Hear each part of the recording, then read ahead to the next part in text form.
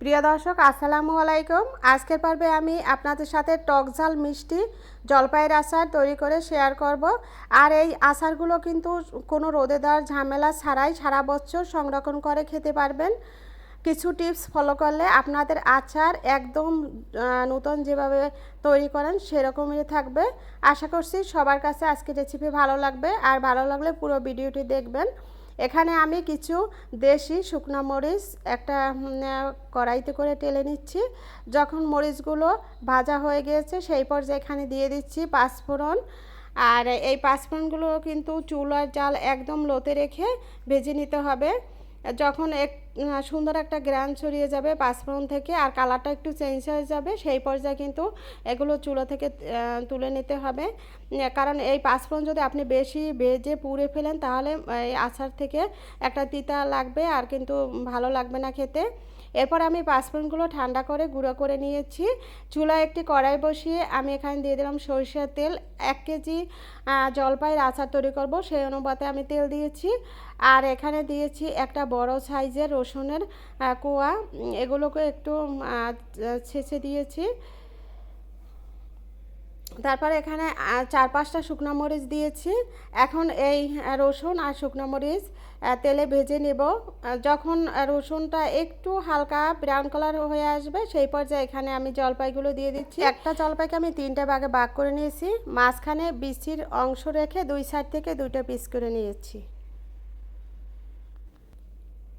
আর এই যে আমি পাঁচফোড়নের গুঁড়া তৈরি করেছি সেখান থেকে কিছুটা আমি জলপাইয়ের সাথে এখনই দিয়ে দিব। আর দিচ্ছি কিন্তু হলুদের গুঁড়া, এখানে 1 চামচ হলুদের গুঁড়া দিয়েছি। হলুদ দিলে আচারের কালারটা কিন্তু খুবই সুন্দর আসে। এই তো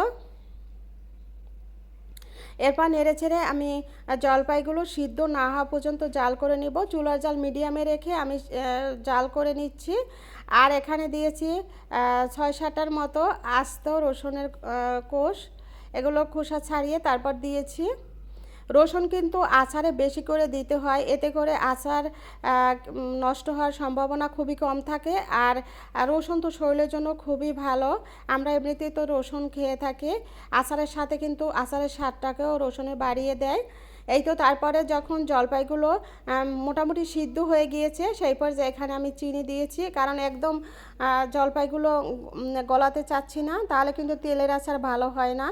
যদি আপনি শুকনো আচার তৈরি করেন সেক্ষেত্রে জলপাইগুলো গলিয়ে নিলে ভালো হয়।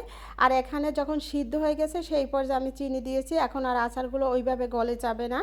তারপর এখানে দিয়েছি পাঁচফোড়নের গুঁড়া কিছুটা দিয়েছি, পাঁচফোড়ন আর যে শুকনো মরিচ টেলে নিয়েছিলাম সেখান থেকে। আর দিয়ে দিলাম ভিনেগার, এখানে আমি 2 টেবিল চামচ ভিনেগার দিয়েছি। এখন চুলার জাল মিডিয়াম আর লোয়ের মাঝামাঝি রেখে সময় নিয়ে জলপাইগুলো খুব ভালোভাবে জাল করে নিব, যেন কোনো পানির অংশ না থাকে। যেহেতু আমি জলপাই রোদে শুকা দেব না, এজন্য আমার আচাটা কিন্তু একটু ধৈর্য ধরে সময় নিয়ে সুন্দরভাবে জাল করে নিতে হবে। আর আমি চেক করে দেখেছি যে আমার লবণের পরিমাণ কম হয়েছে, পরে আরও 1 চামচ দিয়েছি।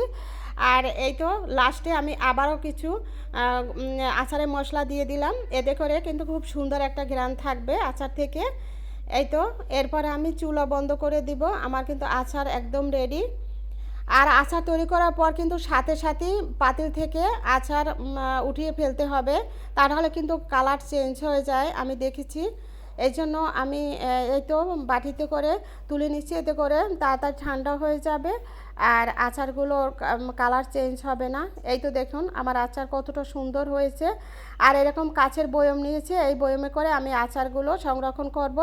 আর সারা বছর কিন্তু আপনি এভাবে সংরক্ষণ করে খেতে পারবেন। শুধু এই আচারগুলোকে সবসময় তেলের নিচে ডুবিয়ে রাখতে হবে। আপনি সরিষার তেল যতটুকু আচার থেকে তেল খাবেন ঠিক ততটুকু আবার দিয়ে রাখবেন। এভাবে করে যদি আচারগুলো সব সময় তেলের নিচে ডুবিয়ে রাখেন সারা বছরে আচার নষ্ট হবে না। এটা আমি এভাবে পরীক্ষা করে দেখেছি, আমি নিজে এভাবে সারা বছর সংরক্ষণ করে খাই। এই তো আর আশা করছি আজকের রেসিপি আপনাদের সবার কাছে ভালো লেগেছে।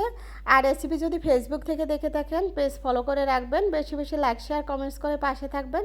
আর যদি ইউটিউব থেকে দেখে থাকেন চ্যানেল সাবস্ক্রাইব করবেন, আর একটি লাইক কিন্তু অবশ্যই দিবেন, আমাকে সাপোর্ট করবেন, পাশে থাকবেন। এতক্ষণ যারা ধৈর্য সহকারে ভিডিও দেখেছেন সবাইকে অসংখ্য ধন্যবাদ। সবাই ভালো থাকবেন, সুস্থ থাকবেন আর নিরাপদে থাকবেন, এই শুভকামনা আজকের মতো বিদায় নিলাম।